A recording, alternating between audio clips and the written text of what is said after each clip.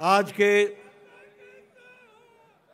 बोलिए भारत माता की, भारत माता की, हर हर महादेव, हर हर महादेव।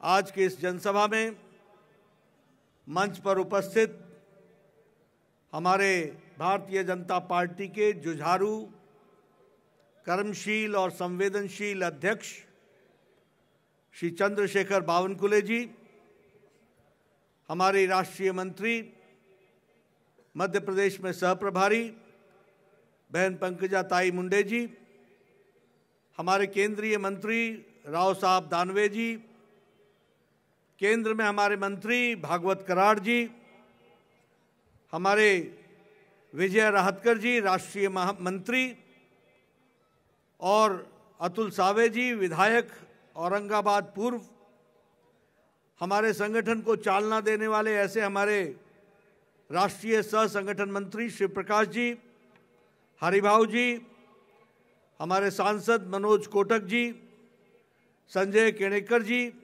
शिरीष जी, विजय जी, हमारे प्रशांत जी, बसवराज जी, प्रवीण घुगे जी, मनोज जी, इंद्रीश जी, बापू जी, सम्मानित मंच, सभी यहाँ मंच पर सम्मानित सज्जन वृंद, और यहाँ इतनी बड़ी संख्या में संभाजी नगर में आए हुए देवी और सज्जनों, मीडिया के मेरे साथी, प्रिंट मीडिया और इलेक्ट्रॉनिक मीडिया के मेरे साथी, सबसे पहले तो मुझे इस वीर भूमि पर, जो छत्रपति शिवाजी महाराज की पवित्र भूमि है, उसमें आने का सौभाग्य मिला।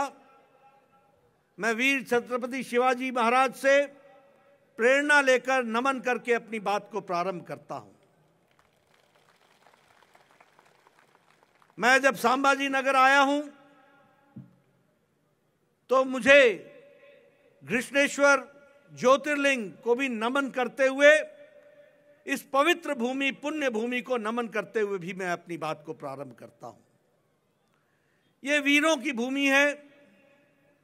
अगर हम याद करें तो 1857 में आजादी की लड़ाई में यही संभाजी नगर से लगभग 24 हमारे स्वतंत्रता सेनानियों ने अपना बलिदान भी दिया, योगदान भी किया और लड़ाई को आगे बढ़ाने का काम किया।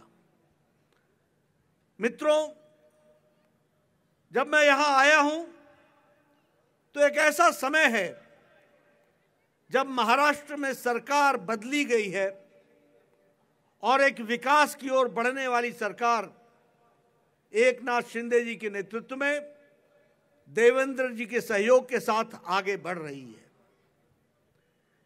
बीच में एक छोटा सा कालखंड आया जो महाविकास अघाड़ी के नाम पर महाराष्ट्र को महाविनाश की ओर ले गया। विकास के काम रुक गए, परिवारवाद हावी हो गया, भ्रष्टाचार चरम सीमा पर हो गया और लोगों के जनहित के काम रुक गए। लेकिन आज मुझे खुशी है कि जब मैं महाराष्ट्र में आया हूं तो फिर से विकास के कार्यों को ताकत देकर के आगे बढ़ाने का काम चल रहा है। और मुझे इस बात की भी खुशी है कि आज जब दुनिया में एक तरीके से कई तरह के संकट आए हैं तो हम गौरव के साथ ये कह सकते हैं कि प्रधानमंत्री मोदी जी के नेतृत्व में इन मुसीबतों में भी देश पूरी ताकत के साथ आगे विकास की ओर छलांग लगाता हुआ बढ़ रहा है। इस बात को भी हमको समझना होगा। और मैं ये कहने के लिए नहीं कह रहा हूं, सिर्फ इसलिए नहीं कह रहा हूं कि प्रधानमंत्री मोदी जी हमारे नेता हैं, हमारे पार्टी के नेता हैं। आज आप देखिए, मैं कोरोना की अगर बात करूं तो आपके सामने चाइना की तस्वीर आपके सामने है।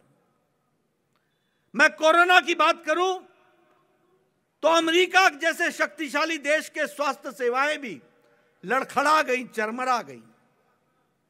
आप कोरोना की बात करें तो यूरोप भी एक तरीके से अपने आप को मजबूर रूप में देखता रहा जब कोरोना आगे बढ़ा था।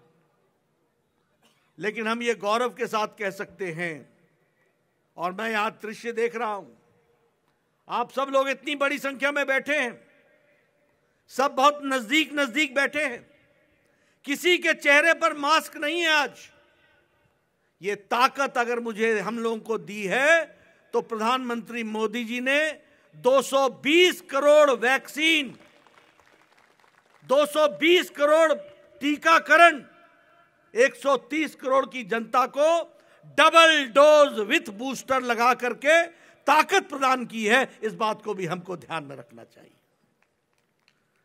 मैं बार बार चर्चा करता हूं कि कोरोना के दृष्टि से देखा जाए, मैं पूर्व स्वास्थ्य मंत्री रहा हूं। आपसे मैं चर्चा करना चाहता हूं, इस देश में टेटनस की दवा को आने में 25 साल लग गए। इस देश में ट्यूबरक्लोसिस की दवा को आने में 25 साल लग गए। इस देश में स्मॉल पॉक्स की दवा को आने में 28 साल लग गए। इस देश में पल्स पोलियो का नेशनल प्रोग्राम बनने में 30 साल लग गए। इस देश में जापानीज इंसेफेलाइटिस की दवा को आने में 100 साल लग गए। 1906 में दवा बनी थी जापान में और 2006 में भारत में आई थी। लेकिन कोरोना 2020 की जनवरी में 20 को आया। 2020 के अप्रैल को प्रधानमंत्री जी ने टास्क फोर्स बनाया। भारत सरकार की ओर से दवाई की कंपनियों को रिसर्च करने के लिए पैसा भी दिया, व्यवस्था भी की, और 9 महीने के अंदर एक नहीं 2 वैक्सीन बना करके भारत आगे खड़ा हो गया। यह भी याद करना चाहिए।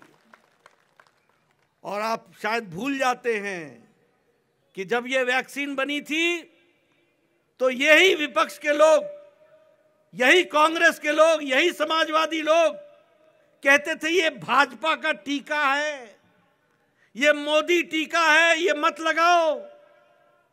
वो ये भी कहते थे कि इसका ट्रायल नहीं हुआ है। लेकिन सच्चाई ये है कि हम लोगों ने 220 करोड़ लोगों को, 130 करोड़ की जनता को 220 डोज लगा करके उनको सुरक्षा कवच पहना दिया, और आज ताकत के साथ भारत खड़ा है। इस बात को भी हमको याद रखना है। और यही कांग्रेसी भाई चुपके चुपके जाके मोदी टीका लगाए, लोगों को नहीं बताया, ट्वीट नहीं किया, लेकिन मोदी टीका खुद लगवा लिया। ऐसे जन विरोधी नीतियां करने वाले लोग आज हमारे बीच में हैं। लेकिन हम वही नहीं रुके हैं। आज भारत इलेक्ट्रॉनिक्स में, मैन्युफैक्चरिंग में 7 गुना बढ़ चुका है। आज भारत इलेक्ट्रॉनिक्स के एक्सपोर्ट में 6 गुना बढ़ चुका है। आज भारत डिफेंस के एक्सपोर्ट्स में 4 गुना बढ़ चुका है। आज भारत केमिकल्स के सप्लाई में, एक्सपोर्ट में दुनिया का दूसरे नंबर का देश बन गया है। आज भारत फार्मास्यूटिकल्स में दुनिया की फार्मेसी बन गया है। आज भारत स्टील में दूसरे नंबर पर आकर के खड़ा है। 8 साल पहले भारत में 92% मोबाइल बाहर से आता था। आज भारत 97% मोबाइल भारत में बना रहा है। यह भारत की बदलती तस्वीर है। और मित्रों, जब देश आर्थिक संकटों में घिरा है, उस समय भारत, जिस देश ने हमारे ऊपर 200 साल राज किया, ब्रिटानिया, उसको पिछाड़ करके भारत दुनिया की 5वीं नंबर की अर्थव्यवस्था बन रही है, 5 नंबर की इकोनॉमी बन गई है। इसलिए मित्रों, जब मैं सारी बातें आपके सामने कहता हूं तो गर्व से यह भी महसूस होता है कि विपरीत परिस्थिति में किस तरीके से भारत ने अपने आप को आगे बढ़ाया है। और उसी तरीके से अगर हम बात करें, यूक्रेन का युद्ध हुआ, कौन सा ऐसा देश था जिसने अपने लोगों को वापस लाने की व्यवस्था की? क्या अमेरिका ने की? क्या पाकिस्तान ने की? क्या चीन ने की? क्या श्रीलंका ने की? क्या बांग्लादेश ने की? कौन सा ऐसा देश था?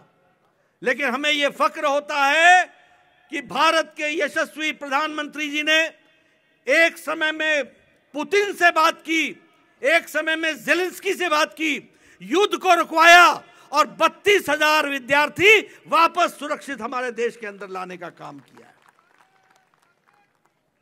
इसलिए मित्रों, अगर हम विकास की कहानी कहें तो ध्यान में आता है कि देश बहुत तरीके से आगे बढ़ने का काम किया है।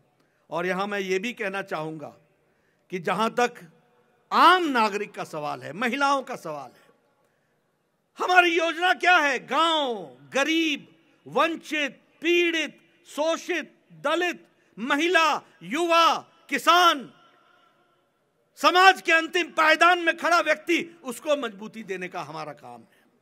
और फिर हम कहने के लिए नहीं कहते हैं, इस देश में 11 करोड़ बहनें ऐसी थी जिनके पास गैस का चूल्हा नहीं था। आज मोदी जी ने उनको गैस का चूल्हा भी दिया, सिलेंडर भी दिया और उनको स्वाभिमान के साथ खड़ा होने के लिए उनकी ताकत को बढ़ाया। कैसा देश था भारत? 70 साल की आजादी हो गई और हमारे यहां घर में शौचालय नहीं था और इनकी संख्या कितनी थी? 12 करोड़। इसका मतलब 12 करोड़ बहनें अपने दैनिक नित्य क्रम के लिए घर से बाहर खेतों में जाया करती थी। कैसा देश था? लेकिन प्रधानमंत्री मोदी जी ने 12 करोड़ इज्जत घर बनाकर 12 करोड़ बहनों को इज्जत देने का काम किया, तो नरेंद्र मोदी जी ने किया। यह सौभाग्य योजना, 18,000 गांव में बिजली नहीं। कितनी संख्या? 18,000। 2.5 करोड़ लोगों के घर में बिजली नहीं। 2.5 करोड़ लोगों को बिजली देने का काम किया। उजाला योजना, उज्ज्वला योजना, सौभाग्य योजना, स्वच्छता अभियान, ये सारी योजनाएं एक तरीके से भारत को मजबूती ला रही हैं। मैं यहां यह भी कहना चाहूंगा कि प्रधानमंत्री गरीब कल्याण अन्न योजना ये छोटी योजना नहीं है। इसके कारण भारत में अति गरीबी 1% से नीचे आ गई है, 1% से नीचे आ गई है। और 80 करोड़ की जनता को 5 किलो गेहूं या 5 किलो चावल, 1 किलो दाल ये देने का तय किया है। आपको जानकर खुशी होगी कि 7 करोड़ 30 लाख घरों को 7 करोड़ 30 लाख घरों को पानी की व्यवस्था की गई है। और हमारे यहां संभाजी नगर में भी 1,18,000 घरों को पानी से जल, हर घर जल पहुंचाने का भी काम किया गया है। इसलिए मित्रों, फिर चाहे प्रधानमंत्री आवास योजना हो, 3 करोड़ 60 लाख घरों को घर बना करके दिए हैं। मित्रों, एक बात हमको समझ लेनी चाहिए कि यह सरकार जो बनी थी, यह सरकार चुनाव के दौरान हम जब आए थे तो प्रधानमंत्री जी ने कहा था ऊपर नरेंद्र नीचे देवेंद्र, और इस बात को लेकर के हम आगे बढ़े थे। उद्धव ठाकरे जी ने भारतीय जनता पार्टी को धोखा देकर, कुर्सी की गद्दी के लालच में आकर उनके साथ जाकर के मिल गए जिनके खिलाफ बाला साहब देवरस सारी जिंदगी लड़ते रहे, वही कांग्रेसी और वही एनसीपी के साथ जाकर के मिल गए। और किस लिए मिले? कुर्सी के खातिर। विचारों को का बलिदान दे दिया, वैचारिक पृष्ठभूमि को भूल गए। जो राष्ट्रवादी ताकतों के साथ खड़े होते थे, उन लोगों ने नए चेहरे, नए नकाब, नए मुखौटे पहन करके वो खड़े हो गए। लेकिन आप जानते हैं, असली असली होता है, नकली नकली होता है। नकली रह गया, असली वापस आ गया और भारतीय जनता पार्टी के साथ मिलकर के फिर से राष्ट्रवादी तरीके से सरकार बनी है। और यह सरकार विकास के लिए बनी है। यह सरकार सबका साथ, सबका विकास, सबका विश्वास, सबका प्रयास के लिए बनी है। और मैं पूछना चाहता हूं, कौन सी मजबूरी थी उद्धव ठाकरे जी को कि पालघर के साधुओं की हत्या, जो निर्मम हत्या हुई थी, उसके केस को सीबीआई को देने में कौन रुकावट आ गई थी? किसने रुकावट दी थी? कहां चला गया तुम्हारा वैचारिक पृष्ठभूमि? कहां चली गई आपकी विचारधारा? अरे सत्ता के पीछे इतने मिट गए, इतने समाप्त हो गए, इतने छोटे हो गए। कहां ले जा रहे थे महाराष्ट्र को? यह दीगर बात है, यह अलग बात है, यह इतर बात है कि ऐसा होना नहीं था, क्योंकि सच्चाई सच्चाई होती है और सच्चाई फिर से स्थापित हुई है। इस बात को भी हमको याद रखना है। कैसा महाराष्ट्र हो गया था?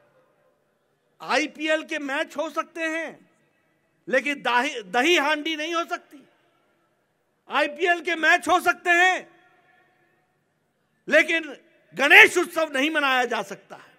आईपीएल के मैच हो सकते हैं, लेकिन दुर्गा पूजा पर इकट्ठा नहीं हुआ जा सकता। कैसा प्रदेश बन गया था। आज आपको इन सब चीजों से राहत मिल चुकी है। मैं यहां यह भी कहना चाहूंगा कि जिस तरीके से भ्रष्टाचार हुआ वह भी आपके सामने है। और जब मैं भ्रष्टाचार की बात करता हूं तो मैं हमेशा कहता हूं कि एक हमारा जैम था, जन धन आधार मोबाइल, यानी जनधन में अकाउंट खोलो, आधार से जोड़ो और मोबाइल से पेमेंट भी करो और अपने खाते में आपको सरकार की सुविधा मिलेगी। एक इनका भी जैम है, वो JAM क्या है? वो है जॉइंटली एक्वायर मनी। इकट्ठे होकर के 3-3 दुकानें खोल ली, 3-3 दुकानें। पहले उद्धव ठाकरे की शिवसेना को अर्पण करके आओ, फिर कांग्रेस को करो, फिर एनसीपी को करो, 3-3 दुकानें खोल गई, कोई काम नहीं। और आज महाराष्ट्र भ्रष्टाचार मुक्त हो चुका है और विकास युक्त हो चुका है, इसको भी याद रखने की जरूरत है। और अगर मैं कहूं डीबीटी, तो हमारा था डायरेक्ट बेनिफिट ट्रांसफर, यानी जो पात्र है उसको डायरेक्ट बेनिफिट का ट्रांसफर हो जाए। और इनकी डीबीटी क्या थी? इनकी डीबीटी थी dealership, D for dealership, B for brokerage और T फॉर ट्रांसफर। ट्रांसफर में पैसे कमाओ, दलाली में पैसे कमाओ और डीलरशिप में पैसे कमाओ, यही धंधा बन चुका था। ऐसी सरकार को आपने उखाड़ करके फेंक दिया। मैं आपको बधाई भी देता हूं, धन्यवाद भी देता हूं और आपको विश्वास दिलाता हूं कि एकनाथ शिंदे और देवेंद्र फडणवीस जी की सरकार मजबूती से महाराष्ट्र की जनता की सेवा में जुटेगी, विकास को आगे बढ़ाएगी और आगे ले जाने का काम करेगी। आप बताइए, ऐसी सरकार को आप साथ देंगे ना? आप ऐसी सरकार को साथ देंगे ना? ऐसी सरकार महाराष्ट्र में चाहिए ना? ऐसी सरकार महाराष्ट्र में चाहिए ना? ऐसी सरकार महाराष्ट्र में चाहिए ना? मैं एक ही बात आपको कहना चाहता हूं, हम नेक नियति से मोदी जी के नेतृत्व में देश की, प्रदेश की सेवा में लगे हैं। यहां एक एक बैठा हुआ कार्यकर्ता राष्ट्रभक्त है। यहां एक एक जनता में बैठे हुए देवी और सज्जन वो राष्ट्रभक्ति से ओतप्रोत हैं, वो देश को आगे बढ़ाना चाहते हैं। और हम लोगों को संकल्प लेना चाहिए कि जो लोग इस देश को कमजोर करना चाहते हैं, जो लोग महाराष्ट्र को कमजोर करना चाहते हैं, जो लोग भ्रष्टाचार के नाम पर अपनी रोटियां सेकना चाहते हैं, जो सरकारें जिनके मंत्री जेल में हो, ऐसे लोगों को नमस्कार करना चाहिए और जो लोग काम करना चाहते हैं उनका सत्कार करना चाहिए, उनका स्वागत करना चाहिए। मुझे पूरा विश्वास है कि आप इन सारी बातों को ध्यान में रखेंगे और मेरी बात को आप सुनेंगे। इतनी देर रात गए भी आपने मेरी बात को सुनने के लिए आप रुके, आपका बहुत बहुत धन्यवाद। जय भारत, जय महाराष्ट्र।